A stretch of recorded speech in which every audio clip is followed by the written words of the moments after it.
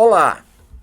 Hoje nós vamos falar de um projeto desenvolvido pelo Serviço de Geriatria aqui do Hospital das Clínicas e que está ganhando cada vez mais visibilidade.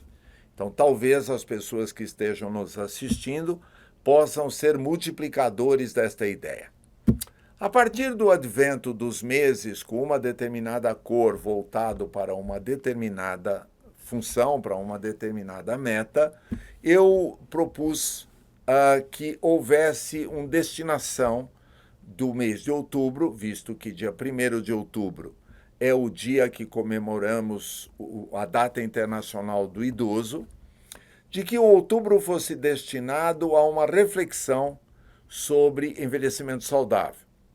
E nada melhor do que escolher a cor prateada, por alusão à cor dos nossos cabelos, como sendo significativa para identificar este mês como sendo um convite a esta reflexão.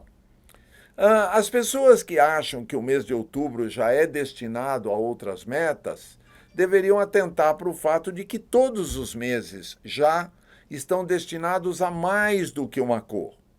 Portanto, o Outubro Prateado em nada prejudica as outras promoções que são também vinculadas a este mês.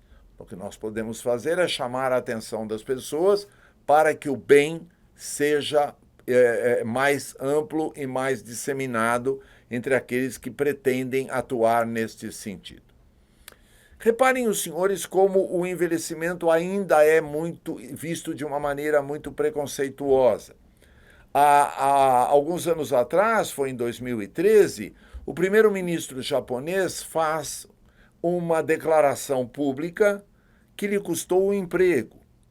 Ele, na tentativa de explicar por que as finanças do Japão, relacionadas à área da saúde, estavam tão comprometidas, deu aos idosos que estavam sendo mantidos com alto custo durante o final de sua vida, dizendo que isto não deveria acontecer, né? Que os idosos japoneses estavam sendo autorizados, estavam sendo mantidos durante muito tempo de vida e que eles deveriam ser autorizados a morrer mais precocemente. Eu entendo qual foi o motivo pelo qual ele se referiu a isto, mas a forma pela qual ele o fez foi muito ruim e, como eu já disse, ele deixa de ser ministro da Saúde do Japão para ser substituído imediatamente após esta fala. Um detalhe importante é que este senhor tinha 72 anos quando disse promoveu esta fala equivocada, e ele falou deles, dos idosos, sendo ele já um idoso, passando de uma fase de idoso jovem para uma base de idoso mais idoso.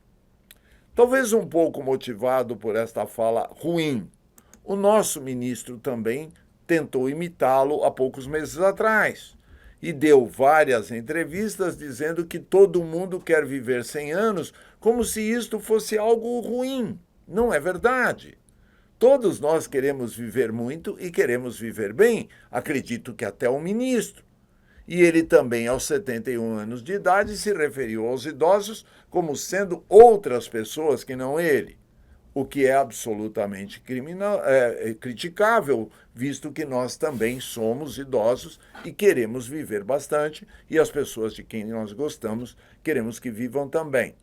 Baseado nestes mal entendimentos do envelhecimento, é que nós lançamos esta campanha do Outubro Prateado para que nós tenhamos ações de prevenção, ações de detecção precoce, ações de terapêuticas realmente eficazes e de adaptações do indivíduo e do meio ambiente para chegar ao envelhecimento saudável para a grande maioria das pessoas.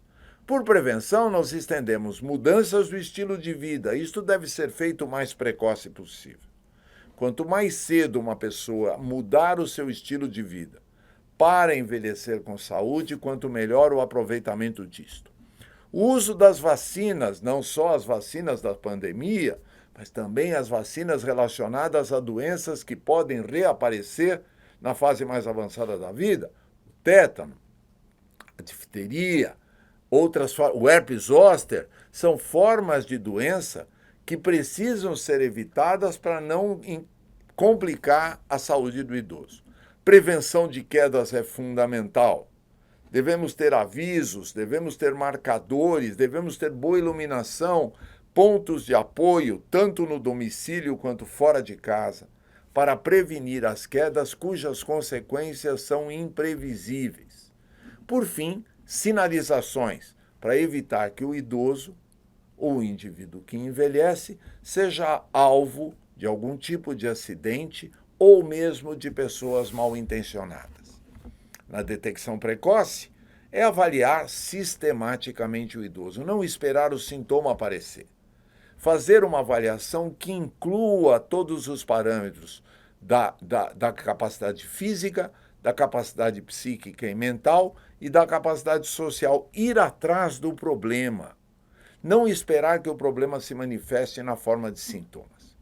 Terapêutica eficaz é aquela que resolve, em que o benefício é sempre maior que o risco. Então, fazer algo tem que ter benefício maior que risco, seja para tomar um medicamento, seja para fazer um procedimento, seja para avançar numa nova estratégia de saúde. O benefício tem que superar o risco, senão aquilo não é aprovável, não é interessante para o idoso. E, por fim, as adaptações, sejam do ponto de vista educativo, isso que estamos fazendo aqui, seja do ponto de vista de perguntas e pesquisas relacionadas ao que é o melhor, qual é o melhor caminho, e seja na implantação de políticas públicas de saúde, nós temos que ser os promotores destas mudanças. Cabe ao idoso, cabe a nós termos uma participação ativa, sermos os protagonistas das mudanças que nós queremos ver instaladas no mundo. Esta é uma frase de Gandhi que se perpetua no tempo. Façamos em nós as mudanças que nós queremos que sejam para todos. E lembrando uma vez mais da prevenção quaternária, que é evitar os excessos. Seja o excesso de exames, o excesso de medicamentos, o excesso de cuidados, que muitas vezes mais atrapalham os excessos do que beneficiam as pessoas. Nós temos que admitir que cada vez mais nós dependemos de meios eletrônicos. Aliás, estamos conversando por um intermédio de meios eletrônicos. Isto é inexorável. Dizer não a isto seria a contramão da história. Mas nós podemos muito bem incluir os meios eletrônicos e os equipamentos eletrônicos sem obrigatoriamente deixar de nos ver frente a frente, de nos tocar e principalmente de permitir que haja um contato entre as pessoas, seja na vida social, seja na atividade profissional, de avaliações e de tratamentos. Portanto, aquilo que seria trocar o toque pela tecnologia será muito melhor se nós somarmos a tecnologia ao toque, ao contato físico, para que isto fique ainda mais ampliado em relação às nossas convivências. Uma pergunta que se faz frequentemente: nós estamos preparados para envelhecer? Individualmente, cada um de nós tem que ter uma resposta. Haverá aquele indivíduo que teme envelhecer e, portanto, lutará contra o seu envelhecimento, e haverá aquele indivíduo que quer envelhecer, porque o único jeito de viver muito é envelhecendo, e que, portanto, se prepara para o envelhecimento. Porém, a sociedade ainda não está totalmente preparada para envelhecer. Aqueles dois exemplos da fala dos ministros refletem muito bem um despreparo de entender que envelhecer é um problema. Não é um problema. Ele exige a solução para muitas das questões que serão vivenciadas pelo idoso. Mas isto faz parte do ciclo da vida. Mas eu posso garantir aos senhores que, embora nós não estejamos preparados para envelhecer, estamos muito melhor preparados do que estávamos há algumas décadas atrás. E eu vou trazer alguns bons exemplos disto. Um exemplo é que cada vez mais nós encontramos idosos realmente destinando-se a viver mais e melhor. Os senhores que estão nos assistindo neste momento, senhoras e senhores, estarão sem dúvida nenhuma interessados em encontrar caminhos e formas que levem a um envelhecimento mais saudável. A valorização do idoso como doador fica muito claro nestas novas determinações etárias da doação de órgãos e de sangue. Aquilo que era proibitivo para indivíduos com idade maior do que 60 anos passou a ser permitido, ou seja, posso doar meus rins, ou um dos meus rins, até os 75 anos de idade em vida, ou doar rins depois de falecido para pessoas que precisam deste rim para continuar bem, vivendo bem. Por o fígado de 70 anos, para doação de sangue, que foi durante muito tempo limitado aos 60 anos de idade, eu já posso fazê-lo até os 70 e posso acrescentar que com uma autorização médica posso fazê-lo depois dos 70 anos de idade, contribuindo para que muitas vidas sejam salvas com o sangue doado pelos idosos. 65 anos para outros órgãos e aparelhos, 50 anos para a doação de córnea não há limite etário. Então, se viver até os 95 anos, sou um doador universal, um doador de órgãos, de todos os órgãos, terei minhas córneas aproveitadas para que alguém possa enxergar com esta doação. Essa é uma propaganda de uma empresa de produtos cosméticos que escolhe esta modelo com mais de 70 anos para suas campanhas publicitárias. Senhores, isto era impensável no passado. É evidente que esta empresa quer ter clientes comprando seus produtos com idades mais avançadas, mas isto é ótimo, porque mostra a existência da beleza em todas as idades. Não há por que achar belo exclusivamente o indivíduo jovem. Há beleza em todas as idades, da primeira até a última fase das nossas vidas. Empresas japonesas ensinando seus funcionários a lidar com clientes que possuem doenças relacionadas à idade. Então, são os atendentes dos supermercados, os atendentes dos locais, dos bancos, das padarias, dos locais onde o idoso frequenta, são treinados, educados para entender uma limitação auditiva, uma limitação motora, uma dificuldade visual e ajudar no sentido. E como é que eles são treinados? Eles vestem roupas que simulam as limitações que um idoso tem. E com estas roupas, eles vivenciam o dia a dia de um idoso e são capazes de entender melhor aquilo que o cliente precisa na hora que precisa.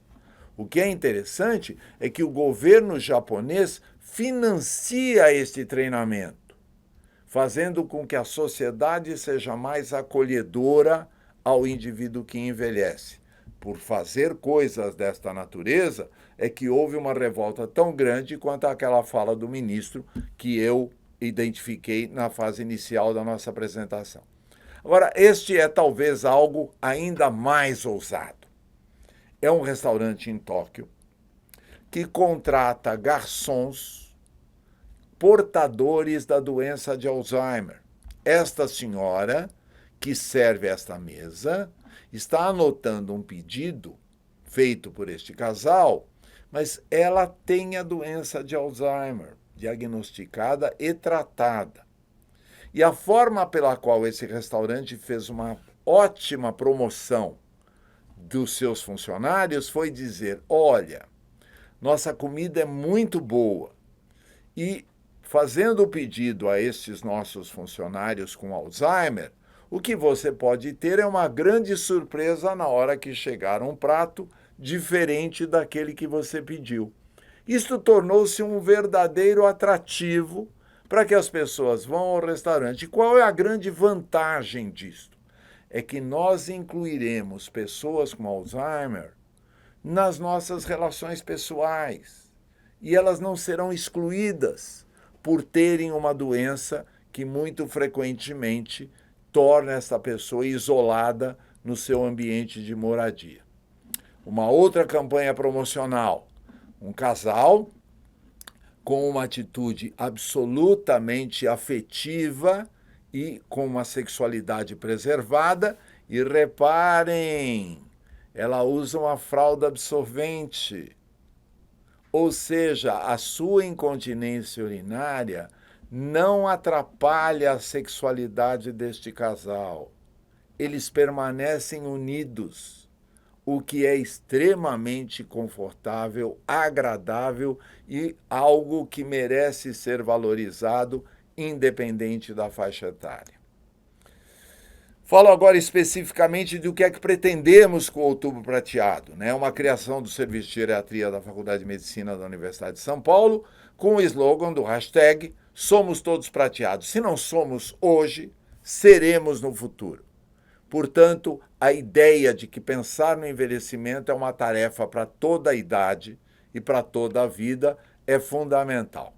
Já conseguimos um apoio no plano federal com um projeto de lei apresentado em 2019, infelizmente um pouco atropelado pela pandemia, mas segundo o deputado que fez esta proposição, o projeto está andando. No plano estadual, temos o apoio da Unidade de Saúde do Idoso, da Secretaria de Estado da Saúde, e no plano municipal também temos um projeto da Câmara dos Vereadores da cidade de Valinhos. A ementa desses 3 projetos é dispor, no Outubro Prateado, de um tempo ou de um período dedicado a ações de conscientização sobre as diferentes formas de promoção do envelhecimento saudável, ou seja, trazer este tema para discussão, fazer com que nós conversemos mais sobre a saúde, não necessariamente sobre as doenças, mas sobre a saúde, de que maneira podemos ter envelhecimento saudável, fazendo parte da nossa pauta de discussão. Finalizo com uma historinha, um quadro bastante interessante que me foi dado pela filha de um paciente. Meu paciente era o senhor José, que eu atendia, e que era uma pessoa extremamente presente no seu condomínio de moradia. Todas as tardes, seu José descia e tinha com as crianças deste condomínio uma convivência muito interessante. Contava histórias, participava das brincadeiras e todos gostavam muito de José, principalmente esta menina, Ana Luísa, que é a autora deste quadro. José, infelizmente, sofreu um acidente vascular cerebral, aquilo que nós chamamos popularmente de derrame, passou um tempo sem descer na área comum do condomínio e, quando veio numa cadeira de rodas, empurrado por uma cuidadora. Já não mais tinha o contato que tinha antes, já não mais contava as histórias que contava antes, já não participava das brincadeiras. Mas Ana Luísa, percebendo que José continuava sendo José, desenhou para ele este quadro, colou neste quadro, aderiu neste quadro uma flor, e nele nós podemos entender. Gosto muito do senhor. Sei que não é como era, mas eu gosto que você não pode brincar, que você já esteve melhor, mas gostaria de dizer que continuo gostando de você. Desejo melhoras da sua amiga Luísa. E tem aqui ela oferecendo a flor a José. Quando vi isto, me emocionei. Quando falo disto, me emociono também. Mas é para mostrar que existe a possibilidade de educar para envelhecer desde a fase inicial da vida. Quando Ana vivenciar os limites de cada idade, tenho certeza que estará melhor preparada para aquilo que virá com o seu amadurecimento e futuramente com o seu envelhecimento.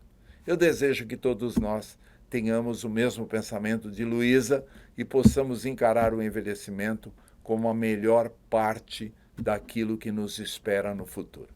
Muito obrigado a vocês pela atenção.